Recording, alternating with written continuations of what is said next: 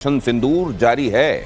इस बीच क्या क्या महत्वपूर्ण खबरें आ रही हैं। मसलन डीजीएमओ साहब जिनको फोन आया था ना पाकिस्तान का सरेंडर के लिए, जिन्होंने पहली बार में फोन उठाया नहीं, है ना, बाद में देखेंगे, उनको प्रमोट कर दिया गया है, अतिरिक्त जिम्मेदारी मिली है। और साथ में ऑपरेशन सिंदूर के दौरान ही भारत कुछ ऐसे एक्विजिशन करने वाला है, ऐसी परचेजिंग करने वाला है जो भारत की ताकत को और कई गुना बढ़ा देगा। इसके अलावा देश दुनिया में और क्या हो रहा है जो आपको जानना जरूरी है इस लिहाज से कि वर्ल्ड ऑर्डर इस समय क्या इशारे कर रहा है। ऑपरेशन सिंदूर पर बहुत बड़ा खुलासा, उसके साथ शुरुआत करूंगा। यह इंटरनेशनल खुलासा है। यूरेशियन टाइम्स की रिपोर्ट में खुलासा, सिर्फ 23 मिनट में पाकिस्तान के 6 जेट ध्वस्त हो गए थे। एक F-16, 3 JF-17 थंडर, 2 मिराज तबाह हुए थे। और यह यूरेशियन टाइम की रिपोर्ट बता रही है पाकिस्तान में अमेरिका और चीन दोनों के हथियारों को जो उन्होंने दिया था पाकिस्तान को, उनको झटका लगा था। वो F-16 रहा हो या JF-10, इन दोनों को ही JF-17 माफ कीजिए, एक F-16, 3 JF-17 थंडर और 2 मिराज इसमें तबाह हुए थे। यूरेशियन टाइम्स की रिपोर्ट ये बता रही है। तो कुल मिलाकर पाकिस्तान तो छोड़िए, पाकिस्तान तो रोज ही बता रहा है कि हमको कितनी मार पड़ी। अब दुनिया भर से भी इस बात की तस्दीक होने लगी है। अलग अलग जगहों से जो न्यूज प्लेटफॉर्म्स हैं इस बात को कंफर्म करने लगे हैं कि यह नुकसान कितना बड़ा हुआ था। 23 मिनट के अंदर घुटनों पर जब पाकिस्तान आया था तो करारी चपत लगी थी। मेजर गौरव आर्या मेरे साथ हैं और एयर मार्शल PK श्रीवास्तव मेरे साथ हैं। दुनिया भर से आने वाली ये रिपोर्ट जो कंफर्म कर रही है कि पाकिस्तान के साथ एक्चुअली हुआ क्या था। लेकिन मेरे को हैरानी इस बात की है कि उसके बावजूद वो जो उसके साथ खड़े थे आज भी खड़े हुए हैं। पाकिस्तान के साथ अमेरिका जिस हद तक खड़ा था या चाइना जिस हद तक खड़ा हुआ था वो आज भी उसके साथ। दिनेश, ऐसा है कि जितने जहाज ये बता रहे हैं उससे थोड़े ज्यादा गए हैं, लेकिन ठीक है, धीरे धीरे निकल के आ रहा है कि ये चले गए। मगर आप एक खास बात इसमें देखिए, स्पेक्ट्रम देखिए, चाइनीज जहाज को भी मारा, फ्रेंच को भी मारा और अमेरिकन को भी मारा। इन्हीं 3 तरह के जहाज होते हैं, तो तीनों मारे गए। इसका मतलब जो आपका स्पेक्ट्रम ऑफ वॉरफेयर करने का तरीका है, जो आपने टैक्टिक्स अपनाई है और जो भी मेथड्स अपनाए हैं वो पूरे कारगर हैं। पहला ये। और दूसरा ये कि जो आपकी स्वनिर्मित इंडिजिनस मिसाइल्स हैं उनका भी कमाल है। उसमें अस्त्रा भी आती है, अस्त्रा भी लगी थी, उसमें आपके ब्रह्मोस भी आता है, उसमें आपका आकाश तो सरफेस टू एयर है, इसलिए मैं उसका नाम नहीं ले रहा हूं। अगर जहाज से मारा तो यह है, और सरफेस एयर में आपका आकाश आता है और ब्रह्मोस भी आता है, क्योंकि ब्रह्मोस तीनों उस डायमेंशंस में उसको आप लॉन्च कर सकते हैं, एयर, सी एंड लैंड, तीनों से वो लॉन्च हो सकता है। लेकिन जब ये बातें सामने आ रही हैं एक ही बात है, बस मैं कहना चाहूंगा फाइनल, कि एक बात है कि जो पाकिस्तान छिपा नहीं रहा था, लेकिन हमारे यहां द्वंद्व कुछ चल रहा था, हुआ कि नहीं हुआ, उसकी कंफर्मेशन हो रही है। एक्चुअली इंडियन ऑडियंस ज्यादा इससे मतलब, लेकिन मुझको एक चीज लगता है कि आने वाले दिनों में हमारे देश की पॉलिटिक्स को खास तौर से जिस तरह की होती है, दुनिया भर में बड़ा नॉन सीरियस तरीके से लिया जाने लगेगा। मतलब जो पिटा है वो स्वीकार कर रहा है, दुनिया भर में तमाम प्लेटफॉर्म से बता रहे हैं, लेकिन फिर भी यहां पर कुछ लोग जो है उसको लेकर जब सवाल खड़े कर रहे हैं तो बड़ा नॉन सीरियस अप्रोच इसको माना जाए। नहीं दिनेश, मैं आपको बता दूं कि ये रहेगा, यहाँ पे हर समय रहा है और लोग कीड़े निकालेंगे। सर्जिकल स्ट्राइक्स में बोला सर्जिकल स्ट्राइक्स है, बालाकोट में बोला कि कुछ कौवे और चंद पेड़ गिर गए थे। तो ये हर समय रहेगा, ये सेना के शौर्य पे सवाल उठाना ये रहेगा यहाँ पे, और इनको ये लगता है कि वोट इससे मिलेंगे। लेकिन जो पाकिस्तान लगातार मना कर रहा है, मैं आज उसके बारे में बात करना चाहता हूं 2 मिनट। पाकिस्तान ने ये बोला कि नहीं साहब, हमें कुछ नहीं हुआ, जो भी बर्बादी हुई भारत में हुई। This is out of the Chinese playbook. आपने देखा गलवान में, पहले गलवान में चाइनीज ने बोला हमारा तो नुकसान ही नहीं हुआ, भारत ने सब बता दिया था कि इतने वीरगति को प्राप्त हुए हमारे सैनिक, डे 1 पे क्लियर था।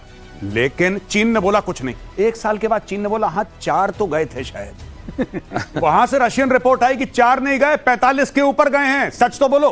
फिर उन्होंने बोला हाँ हाँ कुछ और ग्रेव्स मिली हैं, कुछ तो हुआ है।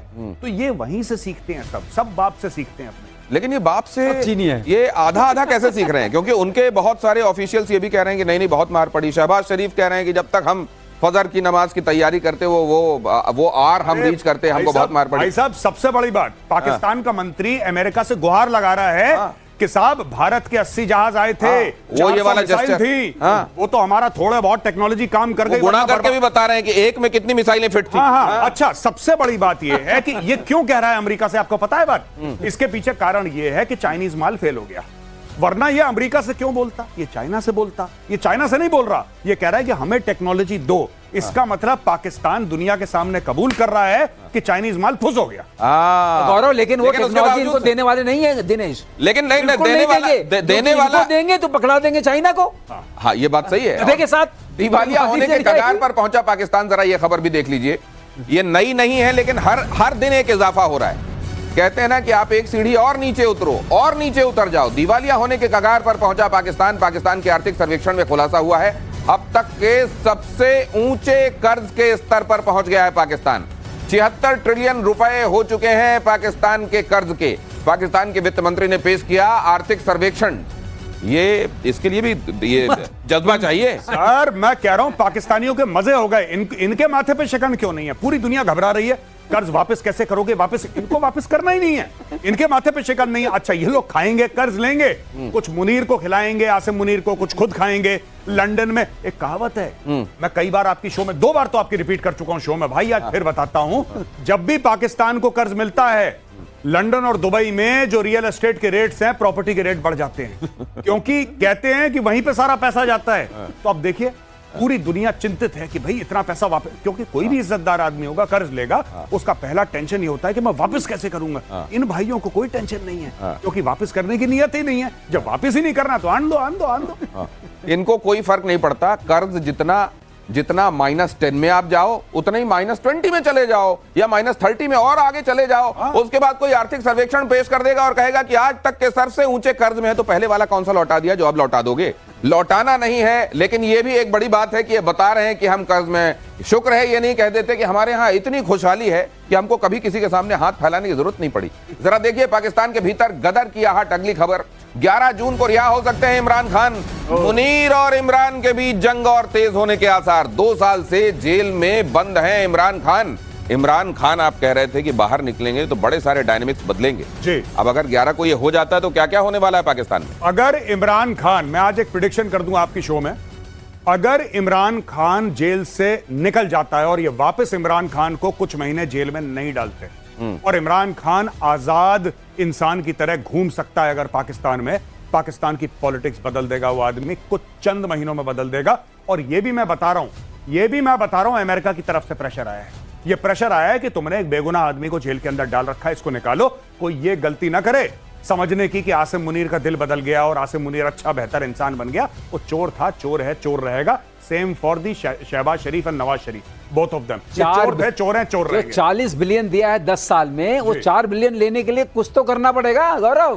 बिल्कुल सर, बिल्कुल आप ठीक है। बिल्कुल ये इमरान खान निकल गया तो मैं बता रहा हूं तबाही कर देगा इमरान खान पाकिस्तान के अंदर। लोग सड़कों पे आएंगे और लोग कहेंगे फॉर्म 47 की जितनी भी पैदावार है सबको ऊपर से नीचे, सबको उतारो, कुर्सियों पे जो बैठे हैं सबको निकालो। ये क्या है फॉर्म 47? साहब ये फॉर्म 47 ऐसा दिल का दर्द है, मैं आपको बता रहा हूं। बेसिकली क्या है, they have manipulated elections using so called constitutional means. They have manipulated elections. इन्होंने पूरा मैनिपुलेट करा है। पहले इन्होंने इमरान खान के ऊपर दे दनादन FIR, एक में जज ने बोला कि नहीं नॉट गिल्टी, तो दूसरा FIR, दूसरे में नॉट गिल्टी तो 25 और FIR, 200 से ऊपर FIR फाइल कर दी उस आदमी के ऊपर और उसको जेल के अंदर डाल दिया। तो form 47 is a legal means of holding on to power unethically in Pakistan. और इसका बहुत लंबी चीज है, मैं समझाऊंगा, बहुत समय चला जाएगा फॉर्म 47 के चक्कर में। लेकिन Shahbaz Sharif is a form 47 prime minister. Shahbaz Sharif form 47 वाले प्राइम मिनिस्टर है, तो ये सरलीकरण में फिर ये फील्ड मार्शल को क्या कहा जाएगा? 47 वाला field marshal lieutenant general Rajiv Ghai. To the contrast, इधर देखिए क्या हो रहा है। लेफ्टिनेंट जनरल राजीव घई बने deputy chief of army staff strategy. DGMO के पद पर भी बने रहेंगे राजीव घई।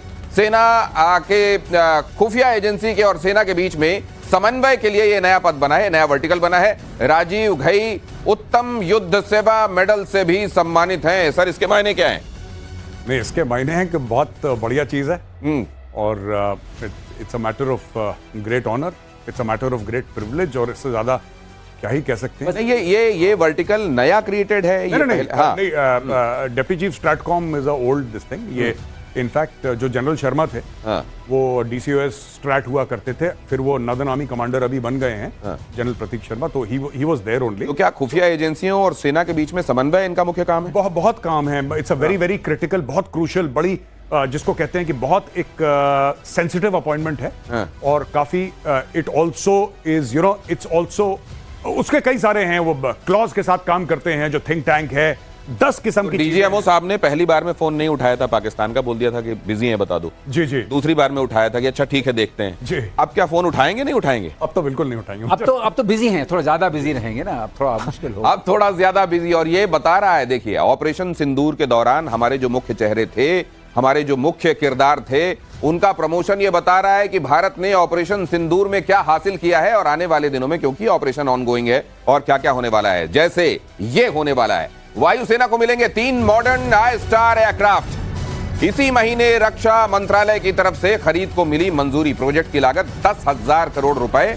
अब तक अमेरिका, ब्रिटेन, इजराइल के पास ये एयरक्राफ्ट है और ये असल में एक तरीके से समझ लीजिए दुश्मन की टेरिटरी का अंदाजा लगाने वाला, टोह लेने वाला, जासूसी करने वाला और वो महत्वपूर्ण सूचनाएं जो भारतीय वायुसेना को, भारतीय सेना को चाहिए वो देने वाला, ये एक तरीके से उड़ता हुआ हमारा इंटेलिजेंस का अड्डा होगा। और ये 3 मिलने वाले। देखिए ऐसा है, जैसे एवैक्स होता है, हम जानते हैं air bone, early warning and command control centre, वो एयरबोर्न मतलब वो आई इन द स्काई टाइप, जिसको आप सरलीकरण में बोलते हैं। ये क्या करता है, वो आई इन द स्काई तो है, ये ग्राउंड सिचुएशन को भी बताता है।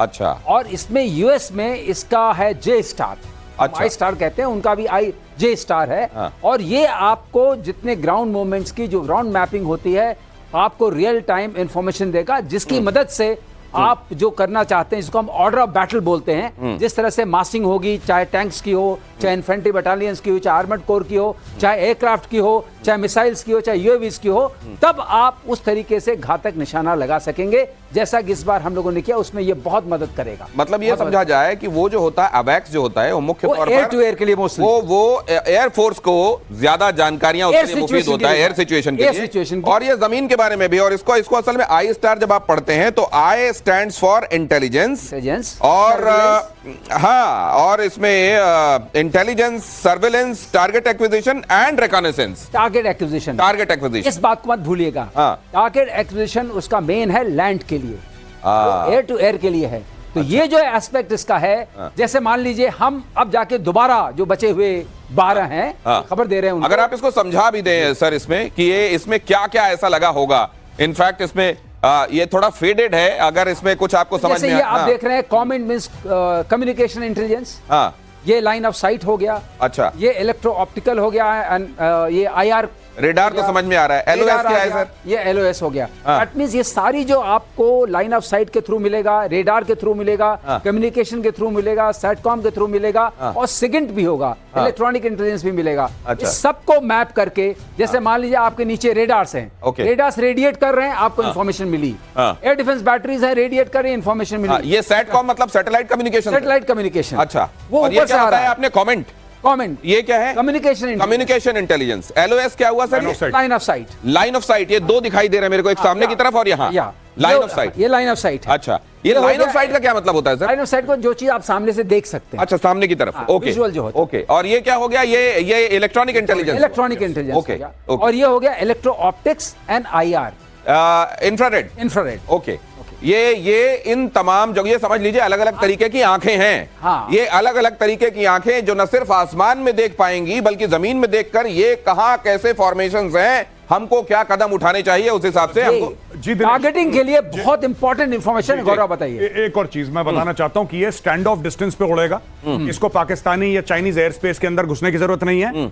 कई 100 किलोमीटर या भारत के अंदर उड़ेगा स्टैंड ऑफ डिस्टेंस पे, कि इसको मिसाइल ना मार सके। सही कह रहे हैं गौरव, आउट रेंज होगा। सर ये मतलब अपनी टेरिटरी में भी हमारी अपनी, जैसे आजकल ज्यादातर तो अपनी टेरिटरी में उठकर काम का हो जाता है, उसमें भी वो दूरी जहां तक कोई मिसाइल ना है वो है स्टैंड ऑफ। हाँ, और स्टैंड ऑफ। और दूसरी चीज है, इसकी पूरी जो बॉडी है एक्चुअल एयरक्राफ्ट, या तो ये बॉम्बार्डियर से ले रहे हैं या ये बोइंग से ले रहे हैं, लेकिन उसके अंदर पूरा जो इलेक्ट्रॉनिक्स और सर्विलेंस जिसके लिए माना जाता है, जो इसको हथियार बनाता है, एक तो जहाज है, जो इसको वेपन इन द सेंस की जो इसको मिलिट्री यूज का बनाता है, वो सारा का सारा टेक्नोलॉजी प्रोप्राइटरी डीआरडीओ की है, बाहर से। डीआरडीओ ने इसकी जो आंखें आप देख रहे हैं ना, जो महत्वपूर्ण आंखें हैं, वो डीआरडीओ ने एक तरीके से बनाई है।